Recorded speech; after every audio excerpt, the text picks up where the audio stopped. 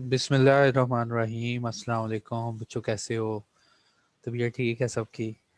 तो मैं हूँ आपका होस्ट आईसीएमई की तरफ से। तो आज इंशाल्लाह अल्हम्दुलिल्लाह हम इसको ख़त्म कर देंगे, जो हमारा सिलेबस है कंपनीज एक्ट का। ठीक है। कल वाले लेक्चर की स्लाइड और आलू ओ यार, मैं ना जब लेक्चर ख़त्म होता है ना तो इतना थक जाता हूँ, मैं लैपटॉप बंद करने की करता हूँ। तो आज इंशाल्लाह मैं ऐसा नहीं करूँगा। सही है।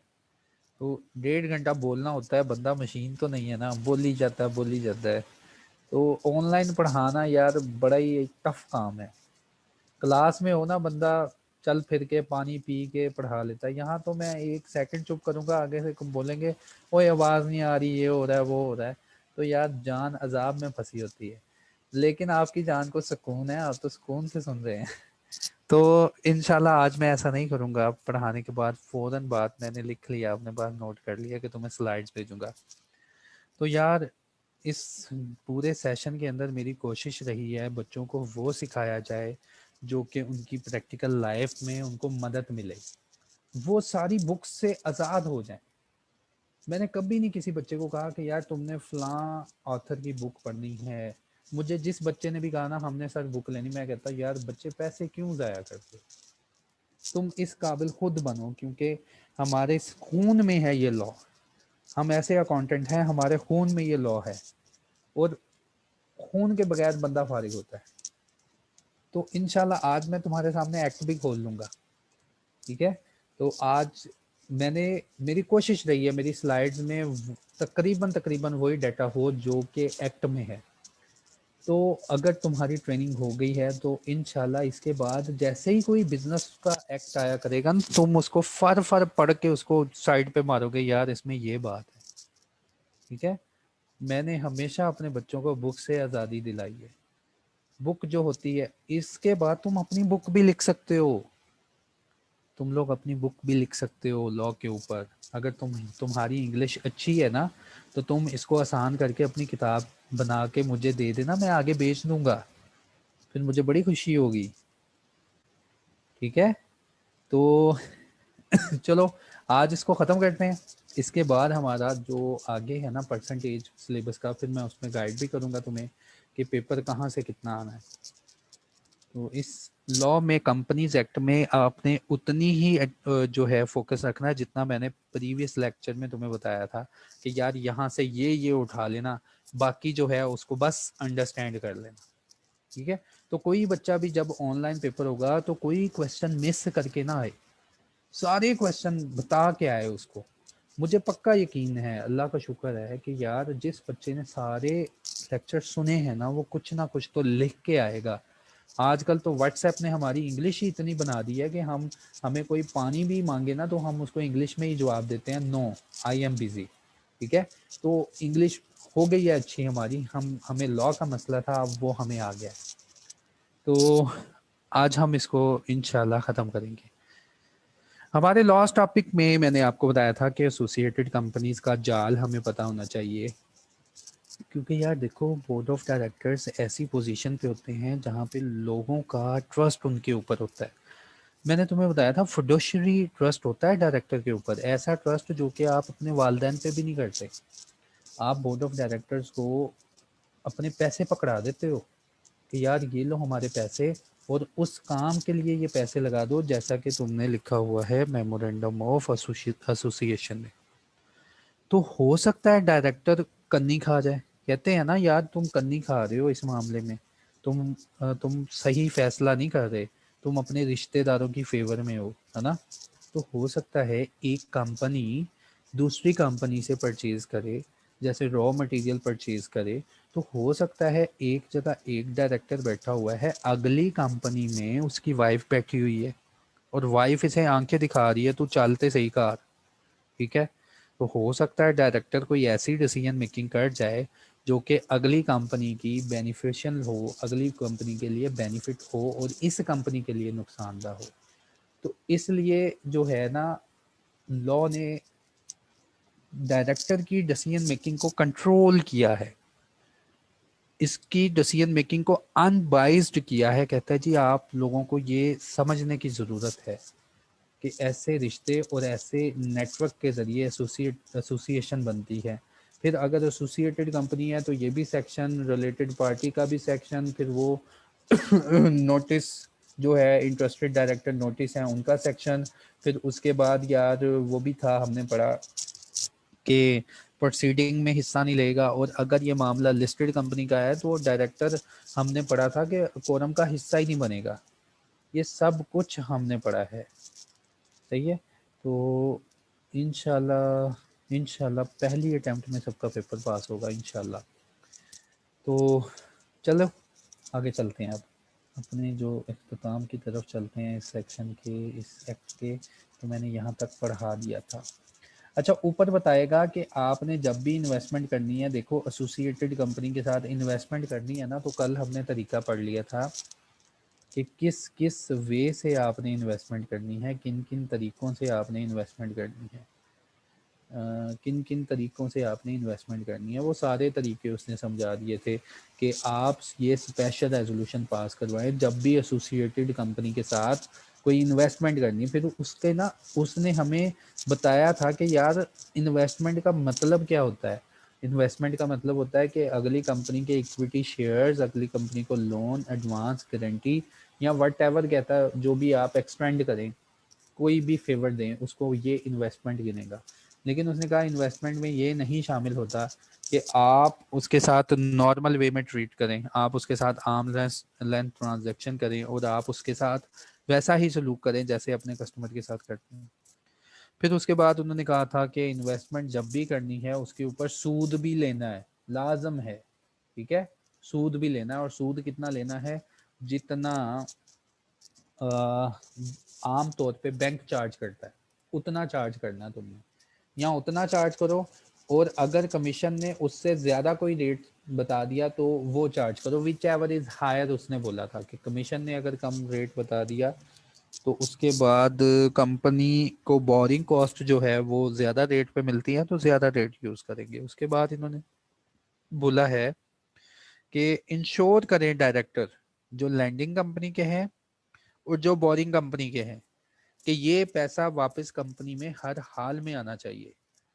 अगर ये पैसा वापस ना आया तो इन सब डायरेक्टर्स के ऊपर सजा है, पर्सनली लायबल है कि वो कंपनी को पैसा वापस लेके देंगे।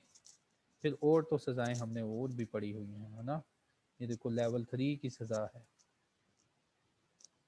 इसके बाद ये जो भी इन्वेस्टमेंट होगी, investment of company to be held in its own name. Company ने कहा किसी डायरेक्टर के नाम पे इन्वेस्टमेंट नहीं रखनी। जैसे कि ये केस था ना यार, ये केस था कि अगर कोई लोन, एडवांस या कोई इन्वेस्टमेंट किसी एसोसिएट कंपनी में करनी है तो लॉ की रिक्वायरमेंट है कि ये कंपनी इस कंपनी में कुछ करने जा रही है ना, तो जो भी पैसा इन्वेस्टमेंट जो कुछ भी करने जा रही है ऑन नेम से करेगी, अपने नेम से करेगी, सही है। तो जो भी इन्वेस्टमेंट वगैरह उसका रिकॉर्ड्स वगैरह जो भी होंगे, कहता है जी बुक्स ऑफ अकाउंट्स में भी अगली कंपनी के जो शेयर रजिस्टर होगा ना उसमें भी कंपनी अपना नाम लिखवाए, ठीक है। अगर इसने शेयर्स परचेज किए इस कंपनी में तो अपने नाम से इन्वेस्टमेंट करे कंपनी, ना कि किसी डायरेक्टर के नाम से करे। फिर इसकी एजीएम वगैरह होंगी, वो हमने तरीक़ेकार पढ़े थे ना कि एजीएम में ऐसी बॉडी कॉरपोरेट्स क्या करती हैं, प्रॉक्सी भेज देती हैं अपना, तो वो सब तरीके वो हमने वहाँ पे पढ़ लिए।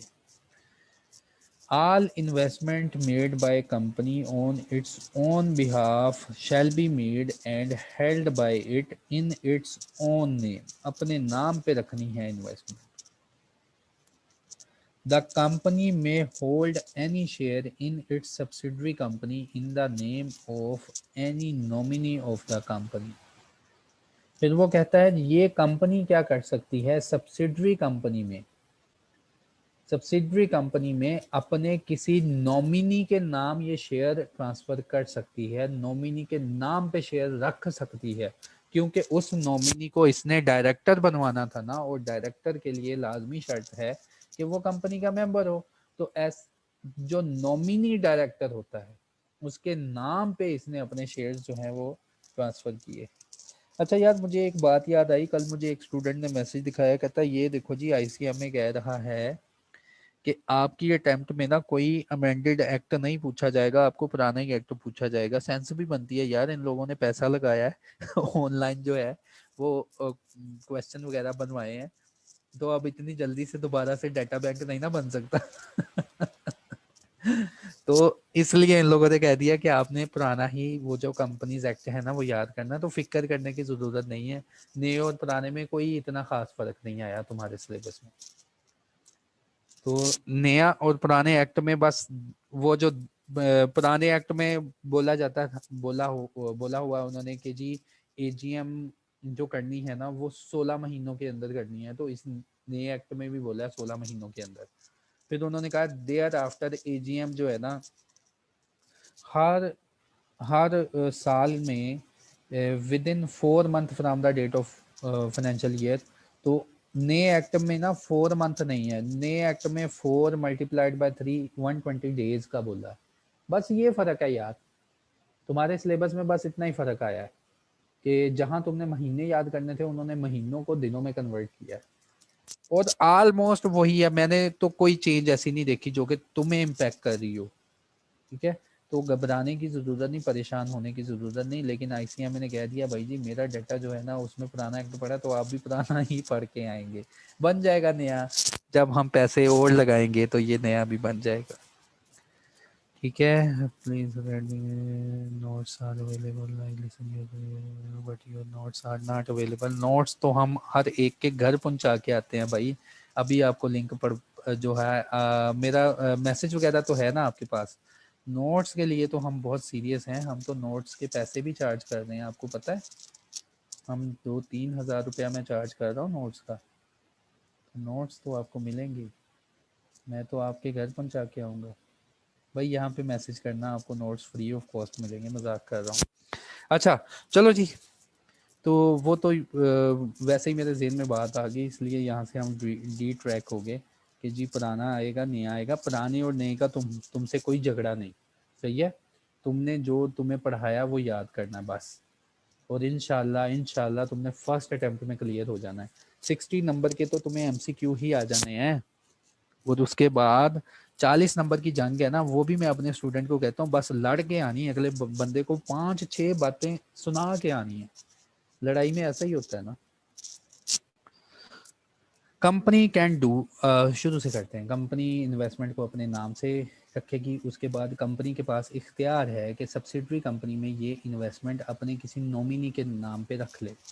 Company can do so to ensure that, company ये काम ऐसे करती हैं कि नंबर ऑफ मेंबर्स जब अगली सब्सिडरी कंपनी में कम हो रहे होते हैं ना, तो लॉ की रिक्वायरमेंट पूरी करने के लिए कि नंबर ऑफ मेंबर्स उस कंपनी में पूरे रहें, तो सब्सिडरी कंपनीज ऐसा काम करती हैं कि वो स्टैट्यूटरी लिमिट को पूरा करने के लिए सब्सिडरी कंपनीज क्या कर जाती हैं, किसी और के नाम भी शेयर्स जो हैं लिखवा देती हैं। where the company has right to appoint or get elected any person at director। कहता है देखा वही बात जो उस्ताद ने बताई कि जहाँ पे कंपनी के पास ये राइट है कि वो अपॉइंट करती है या इलेक्ट करती है any person as a director. Share which are required to be held by the director thereof may be registered held by such company jointly in its own name and in the name of such person or the nominee or in the name of such person or nominee alone। कहता है जहाँ company अपना director रखने का इख्तियार use करना चाहे ना, वो कंपनी क्या करती है कि इस पर्सन के नाम पे शेयर ट्रांसफर अलोन कर देती है, या इंस्ट्रक्शन कहती है कि इस पर्सन के नाम और मेरे नाम इकट्ठे ज्वाइंटली शेयर ट्रांसफर किए जाएं, नाम लिखे जाएं, या किसी नॉमिनी अलोन के नाम वो शेयर्स जो है वो मेंबर्स के रजिस्टर में लिखवा सकती है, ताकि ये पर्सन के पास राइट आ जाए, कंपनी का मेंबर बन जाए, कंपनी का मेंबर बन जाए जो कि कंपनी का मेंबर बन जाए जो कि इलेक्शन के हिस्सा ले और डायरेक्टर बन जाए। Any shares or securities in which investment has been made by a company are not held in its own name. कहता है जहां पे शेयर्स अपने नाम पे नहीं ना रखती कंपनी, किसी और के नाम पे रखती है, कंपनी क्या करेगी, फोर्थ विद फौरन से, जल्दी से inter in the register maintained by it, अपने पास जो रजिस्टर रखा हुआ है ना इन्वेस्टमेंट वाला, उसमें ये फैक्ट लिखेगी जो कि इसने अपने पास रखा हुआ है इन्वेस्टमेंट वाला, कि नेचर क्या है इस इन्वेस्टमेंट की, वैल्यू क्या है इस इन्वेस्टमेंट की, such other particular as may be necessary to fully identify such shares and securities, और इन शेयर्स के बारे में लिखेगी कि कौन से शेयर्स और कितने शेयर्स किसके नाम पे हमने रखे हुए हैं। फिर जहां भी रजिस्टर कहता है वो कहता है जी ओपन फॉर इंस्पेक्शन, कि रजिस्टर जो भी आपने मेंटेन रखा हुआ है अपने पास इसको ओपन फॉर इंस्पेक्शन रखना है विदाउट एनी चार्ज, हमें पता चार्ज नहीं लेना मेंबर से, हाँ बाहर की दुनिया से फी चार्ज करेंगे, and to other person on the payment of such fee as the company may specify in that behalf during the business hours। और हमें पता है बिजनेस आवर्स में पूरे लॉ में बताया कि कम से कम 2 घंटे तो चेक करवाने हैं किसी को। अगर कोई पर्सन आ गया चेकिंग करने के लिए, वो कहता है मैंने आपका रजिस्टर चेक करना, कंपनी बोलेगी रिक्वेस्ट करें और फी पे करें। रिक्वेस्ट और फी के बाद पर्सन का इख्तियार है कि वो 2 घंटे बैठ सकता है आपके रजिस्टर ऑफिस में, आपके बुक्स ऑफ अकाउंट की इंस्पेक्शन कर सकता है। 2 घंटे से पहले नहीं उसको कहना यहाँ से चले जाए, कम से कम 2 घंटे तो कर सकता है इंस्पेक्शन। हाँ लॉ कहता है फिर अगर तुम्हारी दरिया दिली, वो पड़ी हुई है हमने, कि अगर तुम्हारी दरिया दिली है तुम 2 घंटों से ज़्यादा भी चेक करवा सकते हो, और ये सारा काम बिजनेस आवर्स में करना है, ये नहीं कि आप हफ्ते इतवार को उनकी जाके जान खाएं। बिजनेस आवर्स जो कंपनी के होंगे उन्होंने मेंशन किए होते हैं कि हम इन इन दिनों में बिजनेस किया करेंगे, तो उन बिजनेस आवर्स में कंपनी के कोई भी बुक्स ऑफ अकाउंट चेक कर सकते हो आप। उसके बाद एनी मेंबर में रिक्वायर्ड सर्टिफाइड, और उसके बाद ये भी हमने बारहा पढ़ लिया कि अगर कोई बंदा इंस्पेक्शन करता है या कोई कॉपी मांगता है बुक्स ऑफ अकाउंट की, तो उसको दो जितने पेजेस वो मांग रहा है, लेकिन फी ले लेना जो कंपनी फिक्स करती है, और ये फी उन्होंने मेंबर से भी लेनी है। फिर कॉपीज मांगी है ना, copies requested under this section shall be period of 5 working days, 5 working days के अंदर ये कॉपी पहुंचानी है। उसके बाद member seeking to exercise either of the right must make a request to the company to that effect, कहता है ये जो मेंबर्स के पास इख्तियार है इसका राइट कभी भी यूज कर सकता है। 1 मिनट ज़्यादा।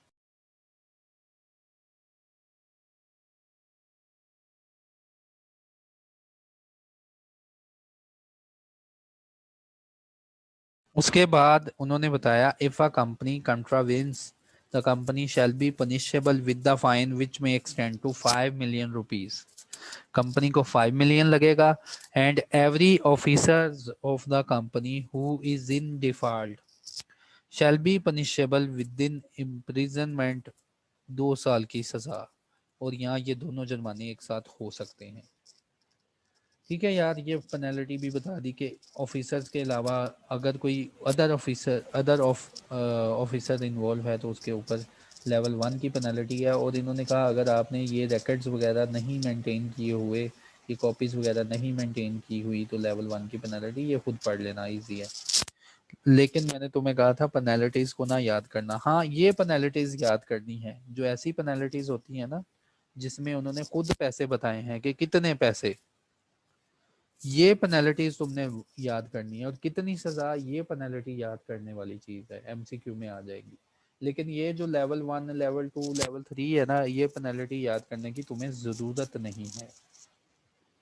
मेथड्स ऑफ कॉन्ट्रैक्टिंग, एक कंपनी जब कॉन्ट्रैक्ट करेगी तो कैसे करेगी। उसने कहा जब भी कॉन्ट्रैक्ट करे तो कॉन्ट्रैक्ट एक ऐसी ऑब्लिगेशन होती है जो कि इन्फोर्सेबल होती है। हैंड रेज किया निशू आपको आवाज़ तो आ रही है ना। आप यार ऐसा करो कि मैसेज टाइप कर लिया करो कोई मसला हो तो मैसेज टाइप करके, कोई क्वेश्चन पूछना हो वो पूछ लिया करो। मेथड्स ऑफ कॉन्ट्रैक्टिंग, कि कंपनी कॉन्ट्रैक्ट कैसे किया करेगी। उन्होंने कहा जो भी कॉन्ट्रैक्ट करना है वो हमें पता है इन्फोर्सेबल बाय लॉ होता है। फिर वो कहता है जी ये जो भी कॉन्ट्रैक्ट करेगी इन राइटिंग करेगी, इस पर्सन को कह दिया, क्योंकि कॉन्ट्रैक्ट एक्ट में बोला हुआ है कॉन्ट्रैक्ट दो तरह के होते हैं, ओरल और रिटन। हम नेचुरल पर्सन हैं, हम पानी पीते हैं, हम कोका कोला पीते हैं, हम लेज खाते हैं, हम बोल के भी कॉन्ट्रैक्ट कर सकते हैं, हम चल फिर के भी कॉन्ट्रैक्ट कर सकते हैं, हम इशारों से भी कॉन्ट्रैक्ट कर सकते हैं, हम रिटर्न भी कॉन्ट्रैक्ट कर सकते हैं। लेकिन जो नेचुरल पर्सन है, ना तो ये पानी पीता है, ना तो ये कोका कोला पीता है, ना तो ये पेप्सी पीता है, ना ये खाना खाता है, ना ये किसी को इशारा करता है। हाँ, एक ही हल है, आर्टिफिशियल लीगल पर्सन जब भी कॉन्ट्रैक्ट करेगा लिख के करेगा, लिखना पड़ेगा इस बोर्ड को, फिर कॉन्ट्रैक्ट माना जाएगा। तो लॉ ने कहा कि कंपनी के बिहाफ के ऊपर लिखा जाए जब भी कॉन्ट्रैक्ट करेगा, तो कंपनी इन रिटन करे, अपने नाम से करे, किसी डायरेक्टर के नाम से ना करे, ठीक है। और ये राइटिंग कौन करे? By or on the behalf of directors, जिसको ड्यूली ऑथोराइज बोर्ड कर दे वो करे। और उसके बाद कंपनी ना अपनी कॉमन सील लगाए हर कॉन्ट्रैक्ट के ऊपर। अब मुझे जरा मैसेज करो, कॉमन सील तुमने देखी है कहीं पे? हर कंपनी जब रजिस्टर होती है ना, तो रजिस्ट्रार को अपनी कॉमन सील जो है वो लगा के देती है कि ये हमारी कॉमन सील होगी। कॉमन सील देखी है तुम लोगों ने? देखी हुई है, क्यों झूठ बोलते हो? खालिद जवेद कहता है मैंने नहीं देखी। देखी है यार तुमने, मैं तुम्हें पक्का सबूत देता हूँ तुमने देखी हुई है, लेकिन तुम अनजान हो इस बात से, तुमने कॉमन सील देखी हुई है।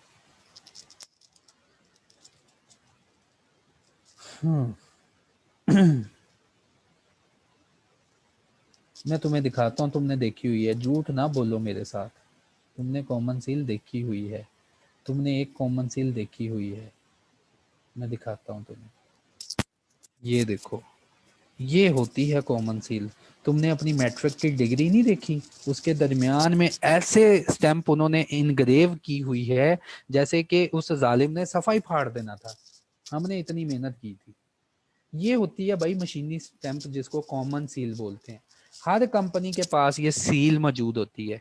जब भी कॉन्ट्रैक्ट करती है ना, तो सफ़े को इसके अंदर रख के ना ऊपर से प्रेस कर दिया जाता है, तो ये सफ़े के ऊपर ना इनग्रेव हो जाता है, ठीक है। तो कंपनियां तो बड़े प्यार से इसके ऊपर पैसे लगाते हैं कि स्टैंप भी लगे और उसके ऊपर गोल्डन पेज भी आ जाए, ठीक है, गोल्डन पेज भी आ जाए। वो देखा होगा आप अपनी डिग्री के ऊपर, जब मुझे आईसीएम में से डिग्री मिली है ना, उसके ऊपर तो यार कॉमन सील लगी हुई है। और उसके ऊपर जो है ना, वो गोल्ड कलर का कलर भी लगा हुआ है, तो बड़ी खुशी होती है वो डिग्री देख के। तो वो कॉमन सील तुम्हें वहां भी नजर आ जाएगी, तुम्हें ये बात याद आएगी कि हाँ सर ने ये बताया था कि ये देखो लगी हुई है कॉमन सील, ठीक है। तो जो हमारी स्टैट्यूटरी कंपनी है ना, उसका जो कोई मेंबर बनता है ना, तो मेंबर के लिए भी एक अलहदा से डॉक्यूमेंट इशू होता है। आईसीएम में कर लेना इसका मतलब ये नहीं कि आप मेंबर बन जाते हो, मेंबरशिप भी लेनी है फिर तुमने, उसकी भी अलहदा तुम्हें एक डॉक्यूमेंट मिलेगा और उसके ऊपर भी कॉमन सील ऐसे ही लगी होगी। अच्छा, तुम्हें पता है ऑफिशियल सील क्या होती है? अब हमने ऑफिशियल सील को भी पढ़ना है। एक होती है कॉमन सील, कॉमन सील ये है। एक होती है ऑफिशियल सील, ऑफिशियल सील भी तुमने देखी हुई है, ऑफिशियल सील भी तुमने देखी हुई है, लेकिन तुम्हें नहीं पता। जब कभी बैंक के साथ, जब शायद तुम्हारे अब्बू ने तुम्हें बैंक भेजा हो कि जाना बेटा बैंक से जरा ना जाके मेरी बैंक स्टेटमेंट ले आओ। जब तुम जाते हो बैंक स्टेटमेंट मिल जाती है, ऑपरेशन मैनेजर क्या करता है, एक स्याही से ना एक ठप्पा लगा देता है। वो स्याही का ठप्पा होता है ऑफिशियल सील, और वो कॉपी होती है कॉमन सील की, कि हमारे बैंक की ये निशानी है। और लॉ ने कहा है जो कॉमन सील होती है ना, उसकी कॉपी हर जगह, तो अब ये लोहे की स्टैंप उठा के नहीं ना फिरेंगे, स्टैंप लगवा लो। ये जब कंपनी का कॉन्ट्रैक्ट होता है ना, कंपनी खुद ये सील यूज करती है, डायरेक्टर्स ये सील यूज करते हैं। और जिस डायरेक्टर के पास ये सील मौजूद होती है ना, रिक्वायरमेंट होती है कि उस डायरेक्टर का नाम लिखो, और उससे ये अंडरटेकिंग भी लेते हैं कि सिवाय कॉन्ट्रैक्ट्स के अलावा तुमने अपने घर में ये चेक करना शुरू नहीं कर देना कि सफ़े के ऊपर कैसा डिज़ाइन बनता है। तो ऑफिशियल सील जो होती है ना, ऑफिशियल सील होती इसकी copy, facsimile of common seal. Common seal की कॉपी को हम बोलते हैं ऑफिशियल सील। और ये भी तुम सील देखते हो जब तुम बैंक से स्टेटमेंट लेके जाते हो ना, वो स्याही के साथ एक ठप्पा लगाते हैं, वो कॉपी होती है कॉमन सील की। वो कहते हैं हमारे पास, हमारी ब्रांच के पास कॉमन सील तो नहीं, लेकिन क्या हर जगह ये उठा के फिरें, इसलिए इसकी ना एक स्याही वाली स्टैंप रख लेते हैं, उसको बोलते हैं ऑफिशियल सील। अब तुम्हें पता चल जाएगा। उसने कहा कि जितने भी कॉन्ट्रैक्ट्स करने हैं ना, तुमने अपनी कॉमन सील लगी होनी चाहिए उसके ऊपर। फिर कहता है कंपनी कॉन्ट्रैक्ट करती है। समझ आ गई? तो जो कहता है कोई भी ऑब्लिगेशन में जाना है ना कंपनी में, किसी भी ऑब्लिगेशन में जाना है, जैसे नेचुरल पर्सन जाता है ना, ठीक है, इसी तरह इसके लिए रिक्वायरमेंट है कि वो इन रिटन हो, इन रिटन हो, ठीक है, या ओरली हो by a person acting under the company's express या एम्प्लॉयड अथॉरिटी। बाज दफा ये होता है, कहता है जी कंपनी का कॉन्ट्रैक्ट क्या है कि कंपनी ने एक डायरेक्टर को या किसी पर्सन को ना अपनी कॉमन सील के अंदर ठप्पा लगा के ऑथोराइज कर दिया है कि तुम कंपनी के बिहाफ के ऊपर कॉन्ट्रैक्ट करना। रिटर्न भी हो सकते हैं कॉन्ट्रैक्ट और ओरल भी हो सकते हैं। ये कंपनीज एक्ट ने अलाउ किया है कि कंपनी किसी भी डायरेक्टर्स को या किसी भी पर्सन को अपनी सील लगा के ना ऑथोराइज कर सकती है कि तुम मेरे बिहाफ पे, मैं तो ना बोल सकती हूँ ना खा पी सकती हूँ, तुम मेरे बिहाफ पे कॉन्ट्रैक्ट्स को रिटर्न भी करना और कॉन्ट्रैक्ट्स को ओरली भी कर देना।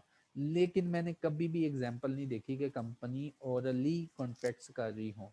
कंपनी हमेशा कॉन्ट्रैक्ट करती है अपनी ऑफिशियल सील के साथ, ठीक है। तो contract shall be effectual in law and shall bind on the company and its successor and all parties। कहता है जी ये आर्टिफिशियल लीगल पर्सन है ना, ये जो भी कॉन्ट्रैक्ट करता है वो बाइंडिंग किन के ऊपर होते हैं? जो कंपनी के मालकान होते हैं, जो कंपनी के मेंबर्स होते हैं। आर्टिफिशियल लीगल पर्सन जो भी काम करेगा, क्योंकि आर्टिफिशियल लीगल पर्सन को जन्म दिलवाया था इन मेंबरान ने। तो उसने कहा आर्टिफिशियल लीगल पर्सन जो भी कॉन्ट्रैक्ट्स करेगा, अगर वो नहीं पूरे कर पाता, कंपनी वाइंड अप हो जाती है, तो उसका जिम्मा किन लोगों पे चला जाता है? जो कंपनी के सक्सेसर्स होते हैं, जो कंपनी के न्यू शेयर होल्डर्स होते हैं, जो कंपनी के जो शेयर होल्डर लेट्स सपोज अगर मर जाए तो उसके हेयर्स, उसके लीगल रिप्रेजेंटेटिव ईटीसी, ठीक है। Execution of bill of exchange, वो कहता है जैसे आम person bill of exchange draw कर सकता है ना, चेक लिख सकता है, इसी तरह कहता है जी कंपनी भी चेक लिख सकती है कंपनी के बिहाफ के ऊपर। On the behalf of company cheque किया जा सकता है, ड्रा किया जा सकता है, इंडोर्स किया जा सकता है, ईटीसी। ये सारी लाइन पढ़ लेना। ओके हो गया मेथड्स ऑफ कॉन्ट्रैक्टिंग। और ये लॉ की रिक्वायरमेंट है कि हर कंपनी के पास उसकी ऑफिशियल सील होनी चाहिए, हर कंपनी के पास उसकी ऑफिशियल सील होनी चाहिए। कॉमन सील तो होगी ही, लेकिन इसके साथ साथ ऑफिशियल सील भी होनी चाहिए। Company that has a common seal, एक कंपनी जिसके पास ये मशीनी स्टैंप है, may have an official seal, उसके पास ऑफिशियल सील हो सकती है फॉर यूज आउटसाइड पाकिस्तान। देखिए एक कंपनी है, उसने कहा पाकिस्तान में तो हमने तुम्हें कह दिया कि जब भी कॉन्ट्रैक्ट करना तो अपनी ये मशीनी स्टैंप के जरिए करना है, ठीक है, मशीनी स्टैंप के जरिए करवाना है। और उसके बाद कहता है जी अगर पाकिस्तान से बाहर कॉन्ट्रैक्ट करोगी ना तो ऑफिशियल सील यूज कर देना, वही वो स्याही वाली स्टैंप। द ऑफिशियल सील क्या होनी चाहिए? मस्ट बी फैसिमाइल, फैसिमाइल होता है copy, photo copy. The official seal must be facsimile of the company's common seal with the addition on the face of the name of every territory where it to be used। देखा, इसीलिए यार हम bank के पास जाते हैं ना, वो टप्पा लगा के देता है, दरमियान में लिखा होता है बैंक अल्फला, साइडों पे लिखा होता है फलानी फलानी ब्रांच और ब्रांच कोड। ये देखा है ना यार तुमने, क्यों नहीं बता रहे मुझे? देखा हुआ है ना ये। बैंक से जब स्टेटमेंट लेने जाओ ना, बैंक का ही निशान होता है मेजान बैंक, ठीक है, लेकिन साइडों पे लिखा होता है फलानी फलानी ब्रांच ने ये इशू की है। तो कहता है फैसिमाइल सील जब भी यूज करते हो, स्टैंप यूज करते हो, तुम इसके साथ लाजमी उस एरिया का नाम लिख देना जहां पे ये स्याही वाली स्टैंप यूज की है। Official seal when duly affixed to a document has the same effect as the common seal. कहता है जहाँ पे ऑफिशियल सील स्याही वाली स्टैंप यूज होती है ना, उसका सेम इफेक्ट ही आता है जैसे कॉमन सील का होता है। Company having such an official seal may, by writing under common seal in its common seal, authorize any person to appoint for the purpose in any territory not situated in Pakistan to affix the same to any deed or document। कहता है जी company जो है ना common seal से, हमें पता है common seal एक ऐसा ठप्पा है जो कि बिल्कुल पक्का है। कॉमन सील से कहता है जी एक रिटन एग्रीमेंट करके ना, ऐसा अग्रीमेंट करके किसी भी पर्सन को ऑथोराइज कर सकती है नाम लिख के कि आप मुल्क से बाहर हमारी ऑफिशियल सील को यूज कर सकते हैं किसी भी कॉन्ट्रैक्ट के अंदर। फिर उसने कहा authority of any such agent shall as between the company and any other person dealing with the agent continue during the period. ये सारा खुद पढ़ लेना यार, अब कुछ भी नहीं चीज़ है इसमें। उसके बाद contract by agent of the company in which company is undisclosed principal. बाज़ दफ़ा पर्सन के साथ कंपनी कॉन्ट्रैक्ट कर लेती है, एक पर्सन के साथ कंपनी ना कॉन्ट्रैक्ट कर लेती है। ये वाला सेक्शन तो मैंने तुम्हें पढ़ा दिया है ना, ये वाला liability for undesirous activities of share holder.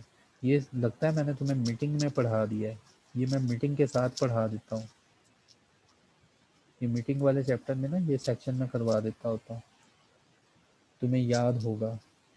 अच्छा ऊपर वाली कहानी सुनो पहले। उसने कहा कॉन्ट्रैक्ट्स, ऐसे कॉन्ट्रैक्ट्स जिसमें कंपनी क्या है, अनडिस्क्लोज्ड प्रिंसिपल है। बाज़ दफ़ा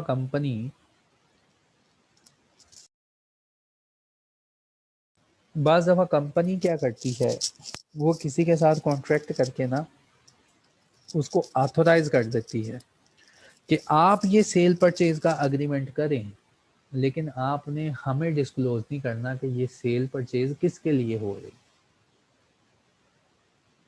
तो पर्सन जो है कंपनी के बिहाफ पे सेल परचेज करता है और जो भी कंसिक्वेंसेस होते हैं वो कंपनी को बता देता है। फिर इसको कहते हैं अनडिस्क्लोज्ड प्रिंसिपल।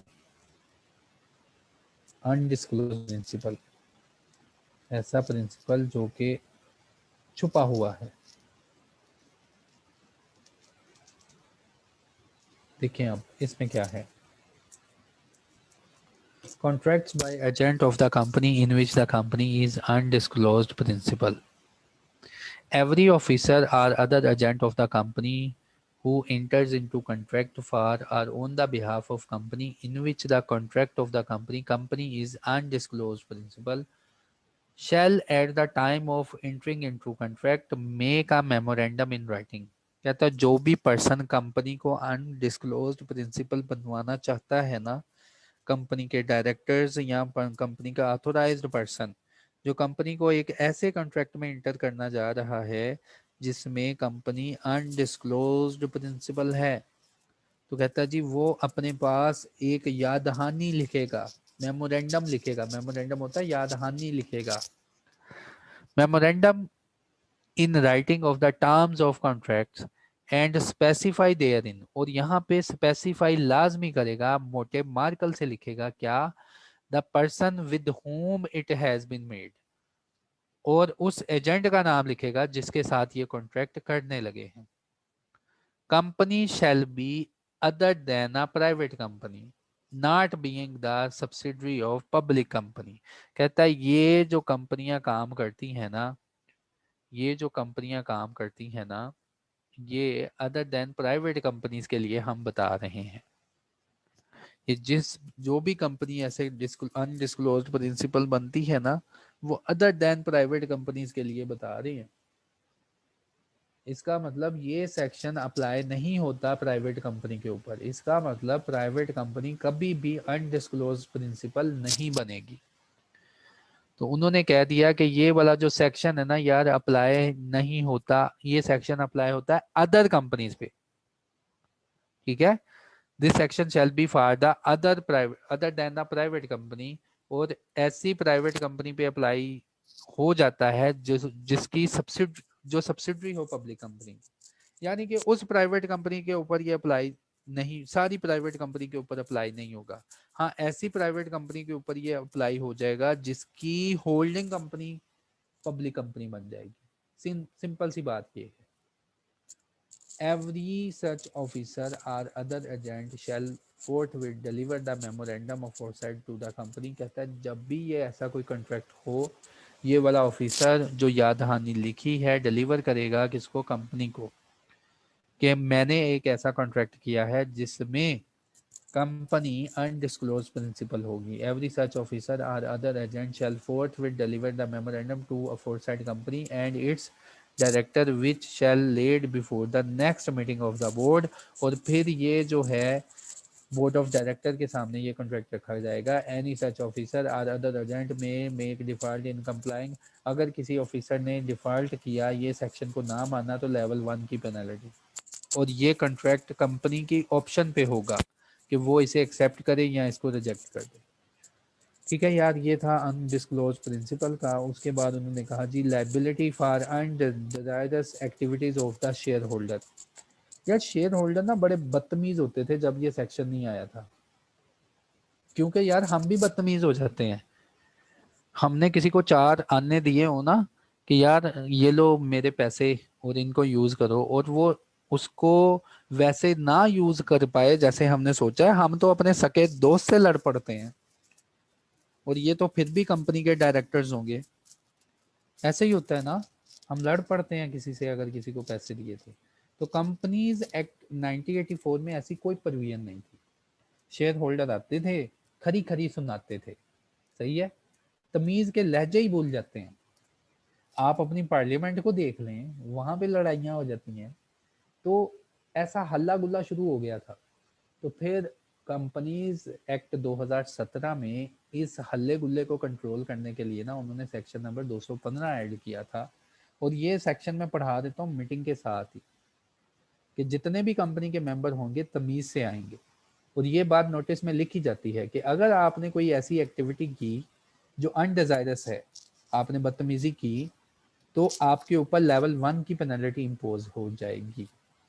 ठीक है, और ये ऑफेंस होगा कंपनीज एक्ट की तरफ से। तो ये मैंने वहीं पे भी पढ़ा दिया था और यहाँ पे भी तुम्हें सुना दिया कि अब जो है बड़ी तमीज से मीटिंग हो रही है और हर मीटिंग की रिकॉर्डिंग हो रही होती है।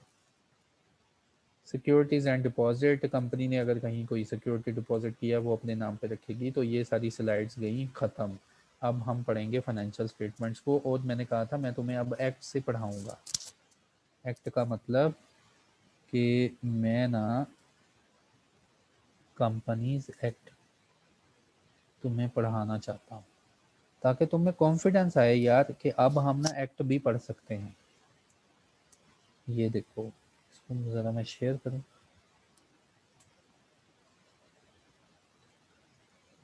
ठीक है, अगर तुमने मुझसे पढ़ा है ना तो तुम फिर एक्ट को भी पढ़ोगे इंशाल्लाह, तुम्हें कोई मसला नहीं होगा कहीं पे भी।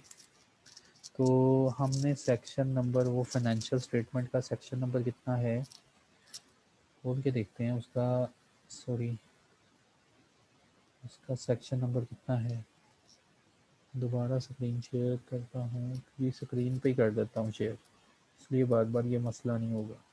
ये लो, हाँ, किसी ने मुझे कहा था ये M6 की स्लाइड भी भेज दी। हाँ यार, ये M6 भी भेज दूंगा तुम्हें। अच्छा, फाइनेंशियल स्टेटमेंट्स का जो है ना section, directors, chief executive, dividend, ये है 223 फाइनेंशियल स्टेटमेंट्स। इसमें मेरे ख्याल से डायरेक्टर रिपोर्ट वगैरह भी आएगी। Director report, director report, director report इसी में होगी। यार जब भी कंपनी मीटिंग के लिए, एनुअल जनरल मीटिंग होती है ना, जब भी कंपनी मीटिंग करती है तो मीटिंग के साथ, मीटिंग के लिए नोटिस भेजती है। तो नोटिस के साथ क्या क्या चीज़ें जाती हैं।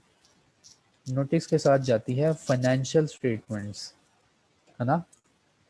उसी से हमें पता चलेगा ना कि डायरेक्टर ने क्या किया है। ये लो, आ गई financial statements.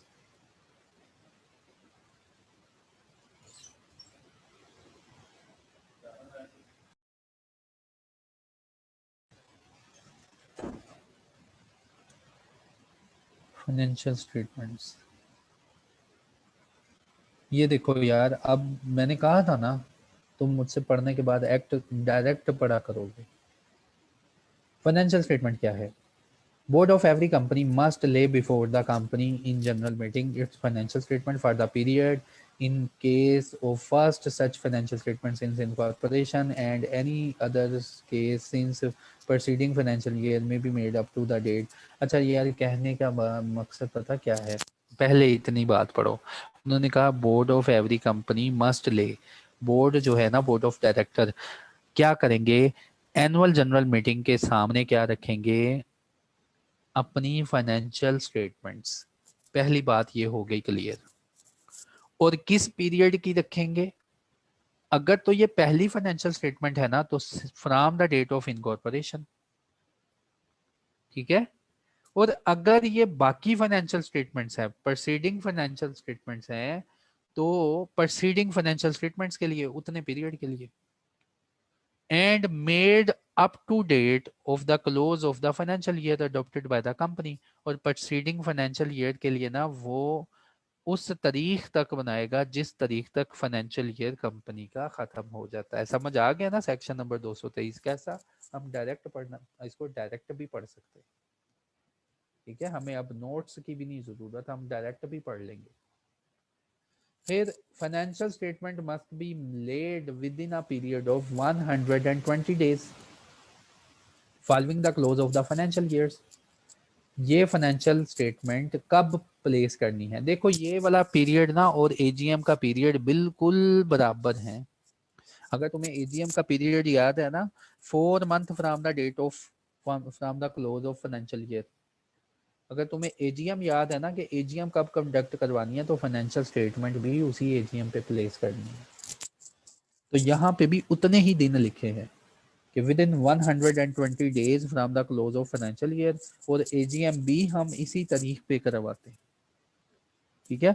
4 month from the close of financial statement financial year हम एजीएम भी करवाते हैं, और एजीएम पे हमने फाइनेंशियल स्टेटमेंट भी रखनी होती है। और यार याद रखो, ये फाइनेंशियल स्टेटमेंट्स ना हम शेयर होल्डर्स को नोटिस के साथ भेज देते हैं। शायद किसी के पास कंपनी के शेयर्स हों, किसी कंपनी के, जब भी एजीएम का नोटिस आता है ना, तो उसके साथ आपको फाइनेंशियल स्टेटमेंट्स भी मिलती है। तो फाइनेंशियल स्टेटमेंट डॉक्यूमेंट है नोटिस का, कि नोटिस जब भी भेजना है तो ये फाइनेंशियल स्टेटमेंट कंप्लीट करके शेयर होल्डर्स के घर पहुंचा देनी है, कि जब वो मीटिंग पे आए सबको पता हो कंपनी की परफॉर्मेंस क्या है। In case of listed company commission, and in other cases registrar may for any special reason extend the time not। ये हमने एजीएम पे भी पढ़ा था कि अगर एजीएम नहीं ना हो सकती 4 मंथ के अंदर, तो आप लिस्टेड कंपनी है तो कमीशन को अप्लाई करें, और अदर केस है तो वो रजिस्ट्रार को अप्लाई करे, तो 30 दिन का टाइम और मिल जाता है। समझ आ गई यार? उसके बाद उन्होंने क्या कहा? First financial statement must be laid at some date not later than 16। देखो यार, फर्स्ट एजीएम कब करनी थी हमने? हमें पता है, ये एमी बार बार हमें बता रहा है। फर्स्ट एजीएम हमने करनी थी from 16 month from the date of incorporation. ये फिर हमें वही बातें सुना रहा है। तो याद रखना, पहली फाइनेंशियल स्टेटमेंट, क्योंकि फाइनेंशियल स्टेटमेंट हमने हर एजीएम पे रखनी होती है, हर एजीएम पे प्लेस करनी होती है। तो यही बातें हमें दोबारा एम ही सुना रहा है, वहीं पे सुना देता हमें। एम ही सेक्शन बनाया इसने। कहता जी पहली जो फाइनेंशियल स्टेटमेंट है ना, आपने कोशिश करनी है वो बनानी है 16 मंथ की, और हमें पता है यार, बार बार ना सुनाओ। After the date of incorporation and subsequent जो होगी वो, ले यार ये भी पता है हमें, है ना, कि जो सब्सिक्वेंट फाइनेंशियल स्टेटमेंट होगी 1 साल की होगी। The period to which financial statement aforesaid not being the first shall not exceed। कहता है पहली स्टेटमेंट, पहली फाइनेंशियल स्टेटमेंट तो हमें पता है ना 16 महीनों की होती है, क्योंकि हमने from the date of incorporation से लेकर हमने पहली एजीएम तक 16 महीनों के अंदर हमने एजीएम करनी थी, और जिस महीने पे एजीएम करेंगे उतनी देर तक हमने फाइनेंशियल स्टेटमेंट बनानी है। देयर आफ्टर कहता है जी आपकी फाइनेंशियल स्टेटमेंट 1 साल से एक्सीड ना करे कभी भी। इसीलिए अकाउंटिंग के प्यारे बच्चों, आप फाइनेंशियल स्टेटमेंट के ऊपर लिख दे हो ना फॉर द ईयर एंडेड, आपने कभी ये लिखा फॉर द 2 ईयर एंडेड या फॉर द 3 ईयर एंडेड? नहीं यार, तुम फाइनेंशियल स्टेटमेंट बनाते हो 1 साल की फॉर द ईयर एंडेड, और पुराने साल जो होते हैं ना वो एज अ कंपैरिजन उनके साथ साथ लिखते हो कि पिछले साल की ये फाइनेंशियल स्टेटमेंट है। शायद तुमने देखी होगी, कंपैरिजन कॉलम भी साथ बनता है। Financial statement shall be audited, और ये भी पता है यार हमें क्यों ऐसी बातें बताया जा रहा है। यार ये लॉ की बातें पढ़नी है इसलिए बता रहा है। कहता है ये जो फाइनेंशियल स्टेटमेंट तुमने रखनी है ना, ऑडिट भी करवानी है। अब दूसरी चीज याद कर लो कि कंपनी का नोटिस जाता है, नोटिस के साथ फाइनेंशियल स्टेटमेंट जाती है, फाइनेंशियल स्टेटमेंट के साथ प्लस ऑडिट रिपोर्ट भी जाती है। ठीक है, ऑडिट रिपोर्ट भी जाती है। फिर कहता है जी ये वाले जो सेक्शन है ना ऐसी प्राइवेट कंपनी पे अप्लाई नहीं होते, ये बात याद रख लेना। ये एमसीक्यू जो है ना आईसीएमए का, उसमें ये पड़ा हुआ है। आईसीएमए के ना एमसीक्यू में ये वाली बात पड़ी हुई है, ये वाली जो मैं आप तुम्हें बताने जा रहा हूँ। ये ऐसी प्राइवेट कंपनी पे अप्लाई नहीं होता सेक्शन जिसका पेड अप कैपिटल, ऐसी प्राइवेट कंपनी पे अप्लाई नहीं होता जिसका पेड अप कैपिटल 1 मिलियन से ज्यादा नहीं। ठीक है, या सच हायर अमाउंट, या उस प्राइवेट कंपनी पे अप्लाई नहीं होता जिसको कमीशन खुद माफ कर दे। यानी कि वो प्राइवेट कंपनी जिसके पास पेड अप कैपिटल 10 लाख का नहीं है, इसका मतलब वो प्राइवेट कंपनी के मेंबर ही चंद होंगे ना, तो कहता है जी ये तुम्हारे घर का मसला है, खुद ही अपनी परफॉर्मेंस चेक कर लो। तो ये सेक्शन ऐसी प्राइवेट कंपनी पे अप्लाई नहीं होता जो के जिसका पेड अप कैपिटल, पहली बात ये है 1 मिलियन से बड़ा ना हो। फिर ये नई अमेंडमेंट आई है, अमेंडमेंट तो तुमने पढ़नी नहीं ना, ये फिर भी सुन लो कि अगर वो प्राइवेट कंपनी जिसके बारे में बताया जा रहा है वो होल्डिंग कंपनी ना, वो सब्सिडरी ना हो पब्लिक कंपनी की। ठीक है, यानी कि इसकी कोई होल्डिंग कंपनी ना हो पब्लिक कंपनी।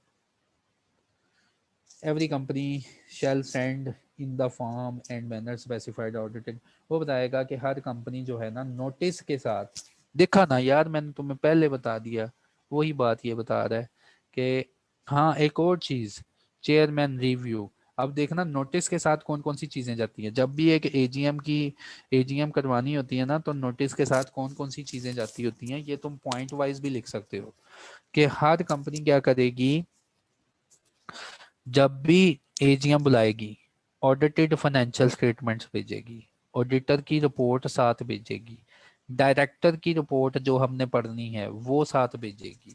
उसके बाद इन केस ऑफ लिस्टेड कंपनी हमने पढ़ा था, जो चेयरमैन होता है ना वो बोर्ड के ऊपर रिव्यू देता है कि बोर्ड ने कैसे काम किया, तो चेयरमैन का रिव्यू भी साथ जाता है। और ये हर मेंबर को जहां जहां हमने नोटिस देना है ना उसके साथ साथ जाना चाहिए। और ये देखो यार फिर हमें वही बातें पका रहा है ना हमें कि ये 21 दिन पहले तुमने देनी है। तो यार हमें पता है फाइनेंशियल स्टेटमेंट क्यों 21 दिन पहले देनी है, क्योंकि एजीएम का नोटिस 21 दिन पहले जाता है। तो ये सारा मलबा जो है नोटिस के साथ जा रहा है, तो यार नोटिस के साथ जा रहा है तो नोटिस हमने पढ़ लिया था, याद कर लिया था कि एजीएम का जो नोटिस होता है 21 दिन पहले जाता है। तो हम लाजमी तो बात है ना, अगर ये नोटिस के साथ चीजें जानी है तो 21 दिन पहले ही जानी है ना, समझ आ गई। और उसने कहा इसका रिकॉर्ड जो है तुमने रख लेना है इंस्पेक्शन के लिए, कि अगर कोई इंस्पेक्शन करने आता है उसको इंस्पेक्शन वगैरह भी करवानी है। लिस्टेड कंपनी क्या करेगी, साइमल्टेनियसली, भेजने के फौरन बाद, साइमल्टेनियसली होता है क्विकली, उसी वक्त क्या करेगी कि ये फाइनेंशियल स्टेटमेंट और रिपोर्ट के साथ वो क्या करेगी 3 कॉपीज हार्ड में और इलेक्ट्रॉनिकली, इनको वो जो स्कैन स्कून भी करवाएगी, कमीशन को दे, सिक्योरिटीज एक्सचेंज को दे। अजान हो रही है, मैं अजान सुन लो।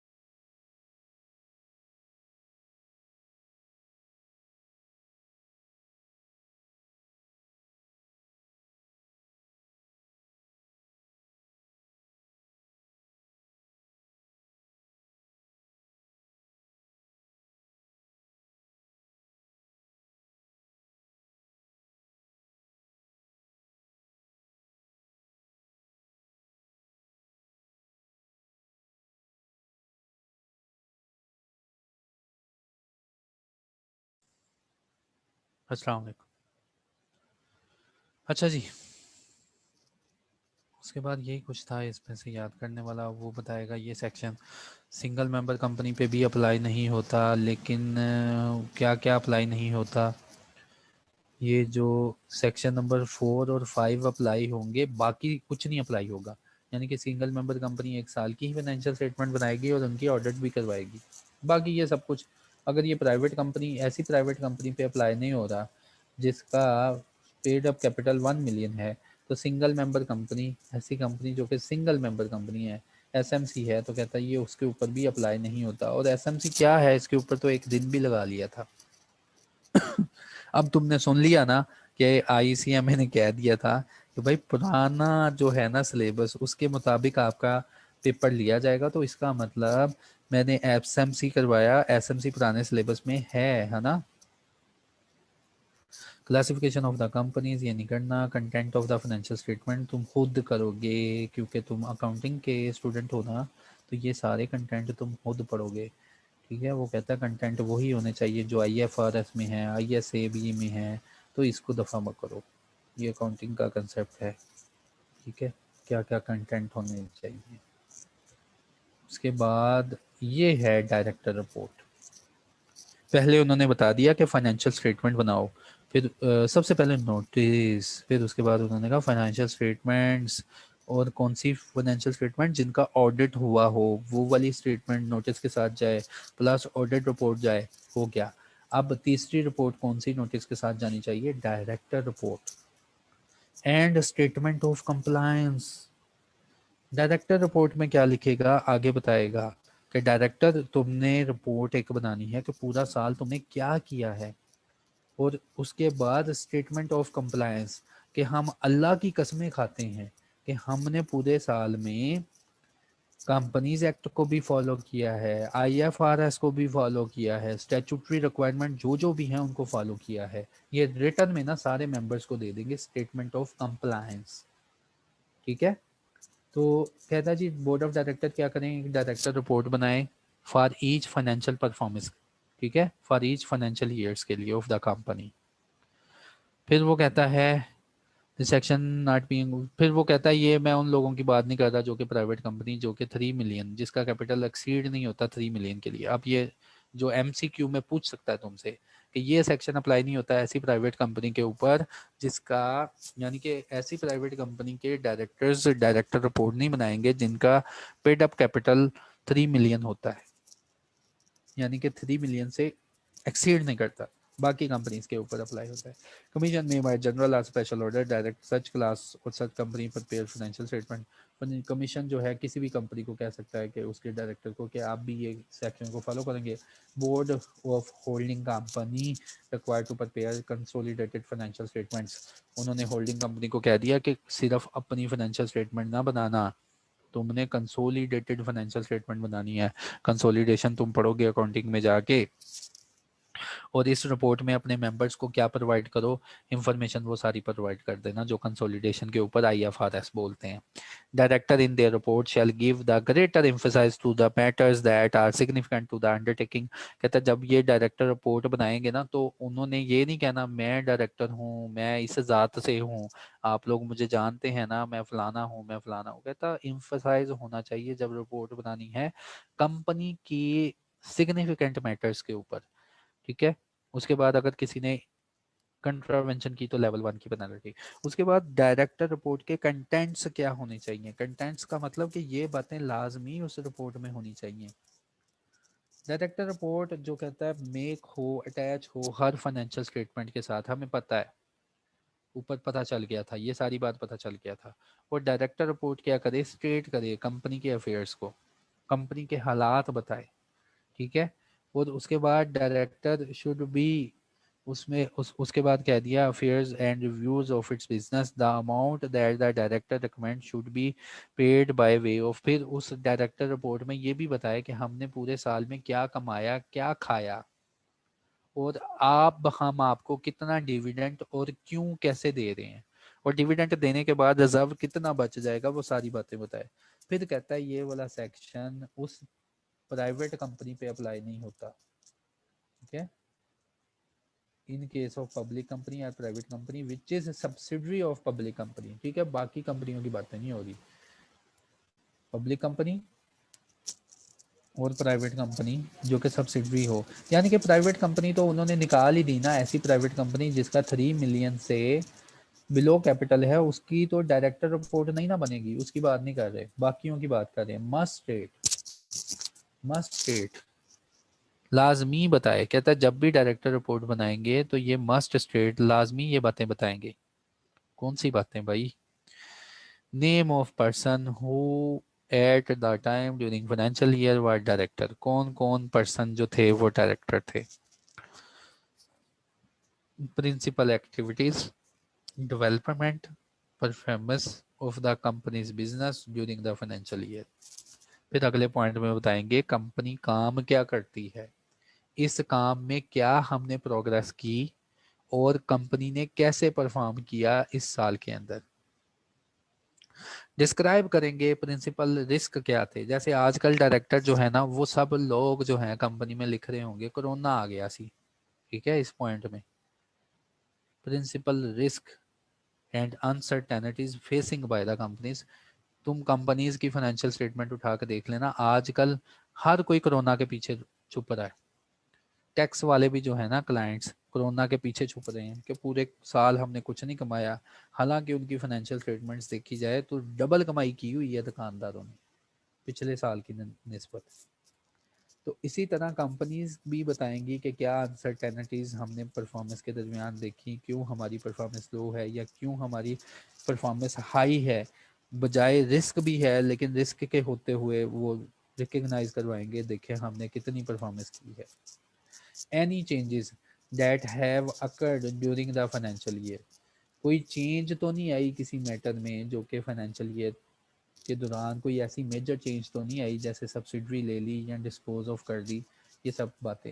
Information and explanation in regard to any content modification of the audit report, फिर बताएंगे कि यार जो हमने किया ना सही किया, ऑडिटर रिपोर्ट भी आपको भेज रहे हैं और उसकी जो है देखे हमने जो भी काम किया ऑडिटर ऑडिट वाले भी वो बात बयान कर रहे हैं। Information about the pattern of holding of share, फिर ऑडिट डायरेक्टर्स जो होंगे वो पूरी कंपनी के स्ट्रक्चर को बताएंगे कि इसमें कितने कितने परसेंट के जो शेयर्स हैं, क्या पैटर्न है शेयर होल्डिंग का, किस पर्सन के पास मेजॉरिटी के शेयर्स हैं। फिर name and country origin of the holding company, अगर इसकी कोई होल्डिंग कंपनी है तो उसका नाम बताएंगे सच एज फॉरेन कंपनी वगैरह। अर्निंग पर शेयर, एक शेयर के ऊपर इस साल में कितनी कमाई की है। ईपीएस का पता है ना यार, पूरी फाइनेंशियल स्टेटमेंट के पूरी इनकम स्टेटमेंट के एंड पे जब टैक्स लेस किया जाता है ना और इंटरेस्ट लेस किया जाता है तो आ जाती है अर्निंग, कमाई। उस कमाई को टोटल नंबर ऑफ शेयर्स पे डिवाइड कर दिया जाए तो आ जाती है अर्निंग पर शेयर। ईपीएस बताएंगे कि कितनी थी हमारी ईपीएस इस साल, एक शेयर के ऊपर कितनी कमाई की है। डिविडेंड पर शेयर होता है डीपीएस, कि एक शेयर के ऊपर कितना डिविडेंड पे करने जा रहे हैं। ईपीएस होता है अर्निंग पर शेयर, कि एक शेयर के ऊपर अगर आप कमाई देखना चाहते हैं तो कंपनी की इनकम स्टेटमेंट देख लें, रीज़न अगर लॉस हुआ है तो रीज़न बताएं क्यों हुआ है लॉस, और फिर आगे बताएं कि फ्यूचर में डायरेक्टर क्या सोच रहा है, कि क्या फ्यूचर में भी लॉसेस होंगे कि प्रॉफिट होगा। उसके बाद इंफॉर्मेशन बताए कि अगर कोई डिफॉल्ट किया है ना, इसके ऊपर कंपनीज बहुत सख्त होती हैं कि अगर डिफ़ॉल्ट किया है ना तो डायरेक्टर रिपोर्ट में भी डायरेक्टर एक्सप्लेन करेगा कि क्या वजह थी जिस वजह से हमने फलां डेट की या किसी की पेमेंट जो है उसमें डिफ़ॉल्ट किया। कमेंट्स बताए, मटेरियल चेंजेस, कमिटमेंट्स, सब कुछ बताए। देखा, डायरेक्टर बनना सौखी बात नहीं है, ये डायरेक्टर नहीं लिखेंगे यार, डायरेक्टर तो लिखवा लेंगे, है ना। कुछ डायरेक्टर तो अंगूठा छाप भी होते हैं ना, वो कहते हैं बस साइन करवाओ हमसे है ना। ये डायरेक्टर खुद नहीं लिखेगा, अगर लिखना पड़ जाता ना तो पाकिस्तान में कोई डायरेक्टर ही ना रहता। तो ये हम जैसे लोग लिखते हैं यार, ठीक है। तो ये सारी रिपोर्ट हम जैसे लोग लिखते हैं और वो बस एंड पे लिख देते हैं आपका प्यारा दुलारा डायरेक्टर। और ये सारी बातें देख लेना, पढ़ लेना यार। Consolidated financial statements, holding company को कहा गया कि तुम कंसोलिडेटेड फाइनेंशियल स्टेटमेंट्स बनाओगे। ओके, ये पढ़ लेना सारा, कंसोलिडेटेड फाइनेंशियल स्टेटमेंट बनाओगे। और कहते जी बाज़ दफ़ा होता है कि कंपनी का फाइनेंशियल ईयर और सब्सिडरी का फाइनेंशियल ईयर मैच नहीं हो रहा होता, तो इधर तुम रिक्वायरमेंट पढ़ोगे कि होल्डिंग कंपनी को कहा गया है कि अपनी सब्सिडरी कंपनी को फोर्स करे कि अपने फाइनेंशियल स्टेटमेंट का ईयर मेरे ईयर के साथ मैच करो, और उसकी अप्रूवल वगैरह भी तुम्हें बताएगा। ठीक है, अब तुम माशाल्लाह सियाने हो गए हो, तुम पढ़ लोगे। फिर उसके बाद कहता है जी वेयर फाइनेंशियल स्टेटमेंट ऑफ, अगर फाइनेंशियल स्टेटमेंट सब्सिडरी का एक्सीड हो जाता है, अगर फिर भी फाइनेंशियल स्टेटमेंट एक्सीड हो जाता है 90 डेज से ज़्यादा, पहले तो उसने कहा ना कि अगर फाइनेंशियल स्टेटमेंट में फ़र्क है सिर्फ 90 दिनों का, तो सब्सिडरी होल्डिंग कंपनी हुक्म देगी सब्सिडरी को कि अपने फाइनेंशियल स्टेटमेंट अभी क्लोज कर लो और अभी एक फाइनेंशियल स्टेटमेंट बना के हमें दे दो। लेकिन कहता है जहाँ पे ये साल जो है, ये पीरियड जो है, ये पीरियड जो है 90 दिनों से ज़्यादा हो जाए, तो वहाँ पे क्या करना पड़ेगा उसका भी बताएगा कि वहाँ पे रिक्वेस्ट करेगा हमें इंटरम क्लोजिंग दे दो। इंटरम क्लोजिंग का मतलब 6 माह की क्लोजिंग दे दो या 9 माह की क्लोजिंग दे दो। ठीक है, 90 डेज 6 माह की होगी, फिर 6 माह की क्लोजिंग दे दो, इंटरम क्लोजिंग, उसी को अपनी कंसोलिडेटेड फाइनेंशियल स्टेटमेंट का हिस्सा बना लेना। ये बिल्कुल ईजी है यार, पढ़ना तुम पढ़ के देख लेना। इसमें जो सेक्शन है ना जो आईसीएमए के डेटा बैंक में पड़ा है वो मेरे सामने क्यों नहीं आ रहा। Financial year of holding and subsidiary, वही बात जो मैंने तुम्हें ऊपर बताई कि इन दोनों का एग्जैक्ट होना चाहिए। अगर एग्जैक्ट नहीं तो होल्डिंग को कहा है कि अपनी सब्सिडरी का जो फाइनेंशियल ईयर है ना वो मैच करें।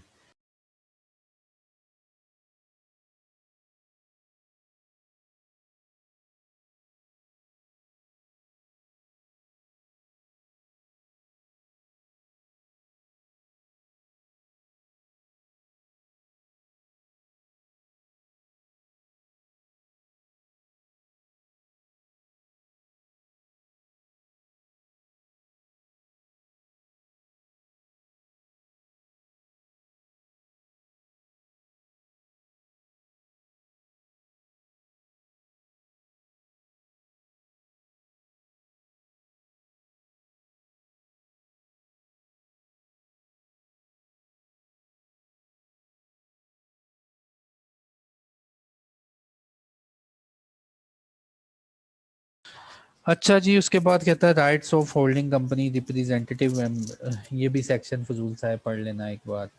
मैं उस सेक्शन की तरफ जाना चाहता हूँ जो उसमें से इम्पोर्टेंट है। फाइनेंशियल स्टेटमेंट ऑफ मुदारबा, मुदारबा हमने पढ़ना है ना, वहाँ पे पढ़ेंगे। और यहाँ पे भी कह रहा है कि अपने उस्तादियों से पढ़ लेना मुदारबा, फिर तुम्हें समझ आएगा। मुदारबा एंड फ्लोटेशन ऑर्डिनेंस 1980 वाला, तो ये वहाँ पे जाके पढ़ेंगे, यहाँ पे अभी छोड़ दी जाना किसी ने। Approval and authentication of financial statements, financial statements को कौन अप्रूव करेगा, कौन ऑथेंटिकेट करेगा, ये लाजमी याद रख लेना। ये एमसीक्यू में पड़ा हुआ है ये वाला पॉइंट, क्योंकि ये जो है प्रैक्टिकल पॉइंट है और ये आईसीएमए ने भी नहीं छोड़ा। ये यार सब लोग वीआईपी पॉइंट है ये वाला, कि फाइनेंशियल स्टेटमेंट को कौन ऑथेंटिकेट करेगा और कौन इसको अप्रूव करेगा। ये सब लोग पढ़ लेना इसको।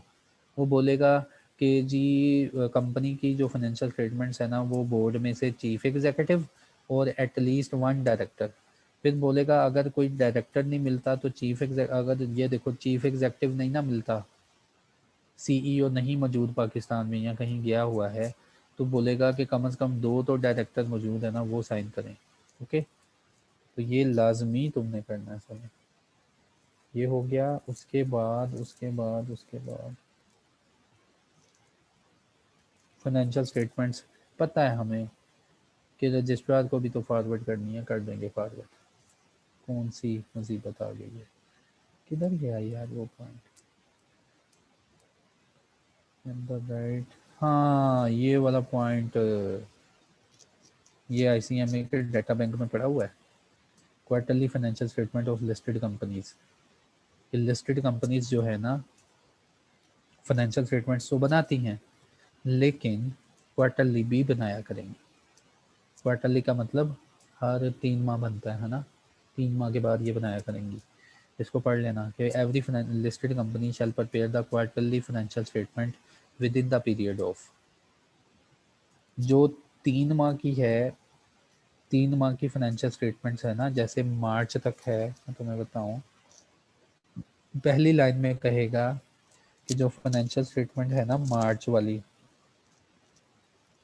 जो फाइनेंशियल स्टेटमेंट है ना मार्च वाली, वो कब तक तुमने बना के देनी है, वो बताएगा अप्रैल के एंड तक, 1 जनवरी से लेकर 31 मार्च तक एक क्वार्टर बनता है। तो ये कब फाइनेंशियल स्टेटमेंट बननी चाहिए, कहता है जी ये बननी चाहिए 30 अप्रैल होता है ना, with in 30 days from the close of quarter. ठीक है, ये बात लिखी हुई है वहाँ पे, ये देखो, पहले क्वार्टर की, फर्स्ट और थर्ड की, यानी कि यार पहला क्वार्टर और थर्ड क्वार्टर, पहला क्वार्टर यानी जनवरी से लेकर मार्च की जो स्टेटमेंट है वो 30 अप्रैल को, और थर्ड क्वार्टर की स्टेटमेंट,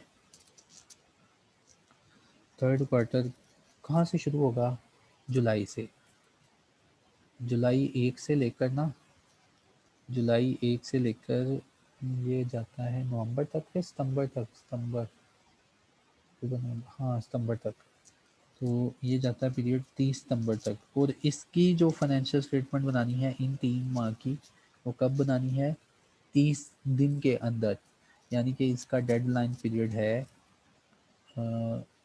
सितंबर अक्टूबर, 31 अक्टूबर।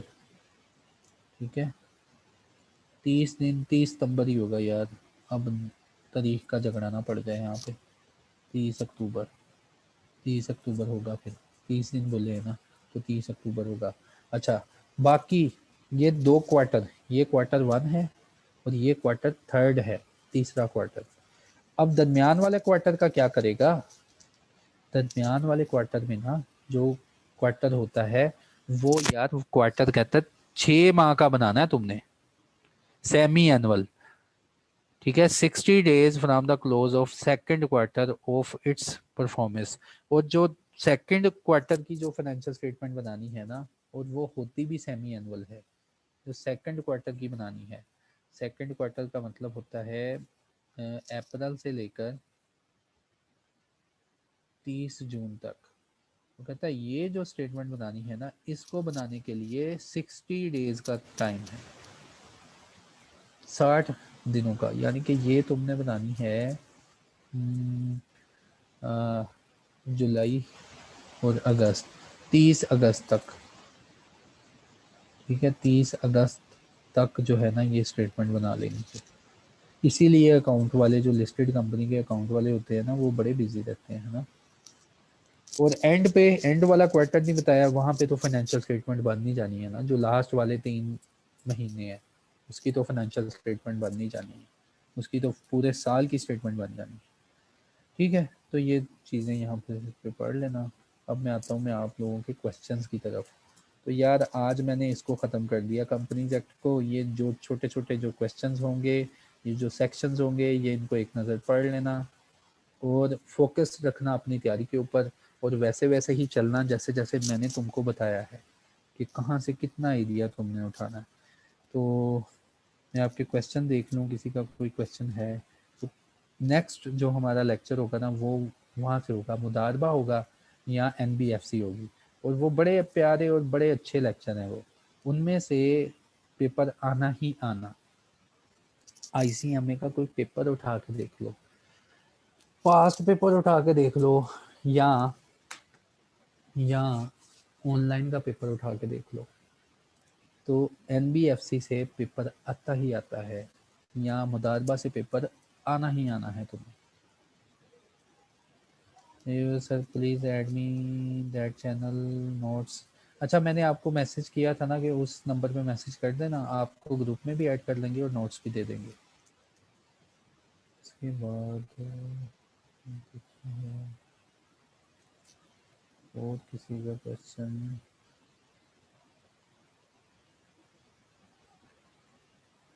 मिलेगी जल्दी इंशाल्लाह, सबको मिल जाएगी डिग्री, हमें भी मिल जाएगी, मिल जाएगी, मिल जाएगी।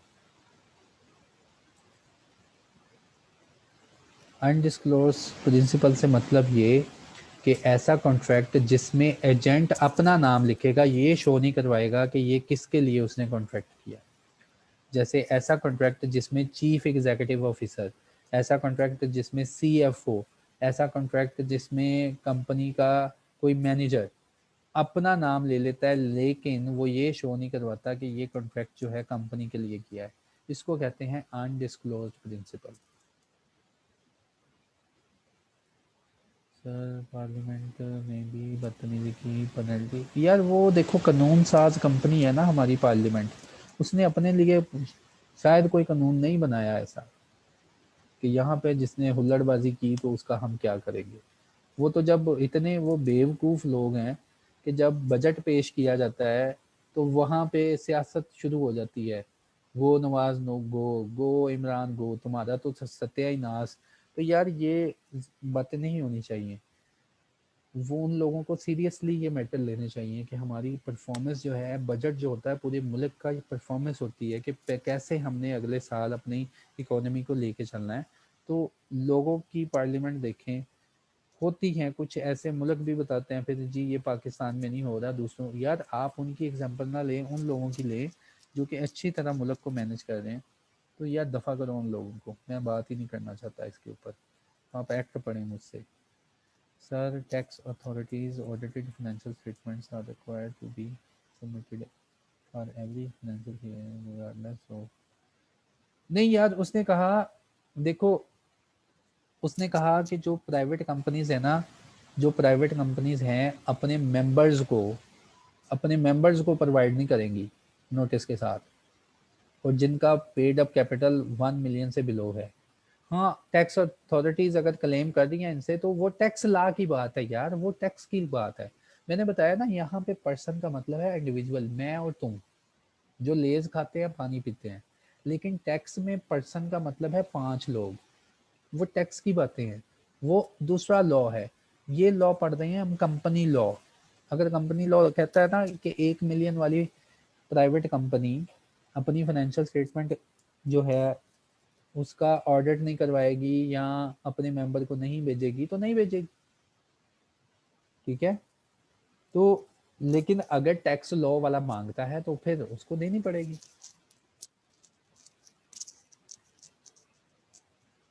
ये किसने पूछा? गियास तारिक। क्लियर हो गया गियास? आपकी साइड पे नेट का इशू है सर? मेरी साइड पे नहीं, मैंने अपना नेट जो है ना बड़ा मरम्मत करवा लिया भाई। नेट अल्लाह का शुक्र है मेरा ख़राब नहीं, मेरी अपलोडिंग स्पीड 10 MB आ रही है अब, और मैं अपलोडिंग यूज़ करता हूँ, तुम लोग नॉन लोडिंग यूज़ करते हो।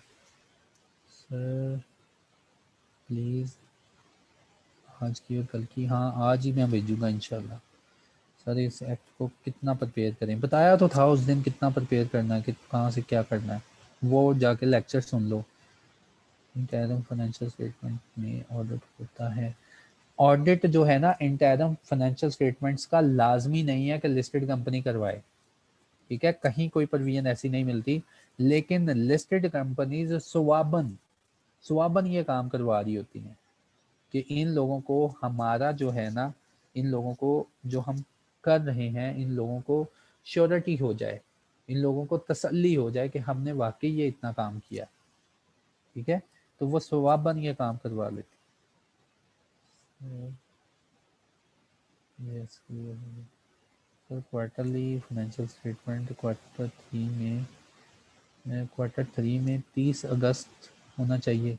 नहीं, क्वार्टर 3 में नहीं, क्वार्टर 2 में जो दूसरे क्वार्टर की है ना उसमें 30 अगस्त है। आपके लेक्चर पोर्टल पर कब? यार मुझे तो नहीं पता कि पोर्टल है क्या, मुझे तो ये भी नहीं पता मेरे लेक्चर कहाँ पे जाते हैं। मुझे बस ये पता है कि मैंने यहाँ पे आके बोलना है। ये आप अपने कैंपस वालों से ही और आईटी की मदद लें, मुझे नहीं पता चलता, ये रिकॉर्ड भी हो रहे हैं इवन कि मुझे कुछ भी नहीं पता इसका। सर जी आवाज़ आ रही है, और सर काइंडली सर कल वाले लेक्चर, हाँ मैं लाजमी लाजमी अब ये लेक्चर मैं क्लोज़ करता हूँ ना तो मैं क्लोज़ कर देता हूँ। Thank you. ये भी हो गया। तो यार आप सब लोग ख्याल रखिएगा अपना। हमने बहुत मेहनत की है इस लॉ के ऊपर, ख़ासकर मैंने तो दिन रात एक किया है आप लोगों के लिए।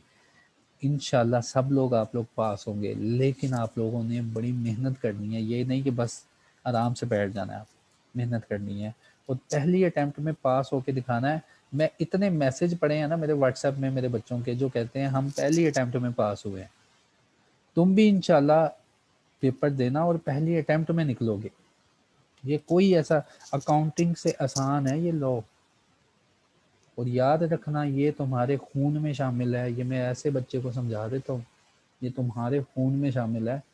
तुमसे तुम्हारे घर वाले भी नहीं पूछेंगे कि डेबिट क्या है क्रेडिट क्या है। हाँ, अगर कोई लॉ की बात है ना, वो तो तुम आलू प्याज भी खरीदने जाओगे ना तो अगले बंदे तुमसे पूछ लेंगे सर टैक्स का क्या मैटर है आजकल।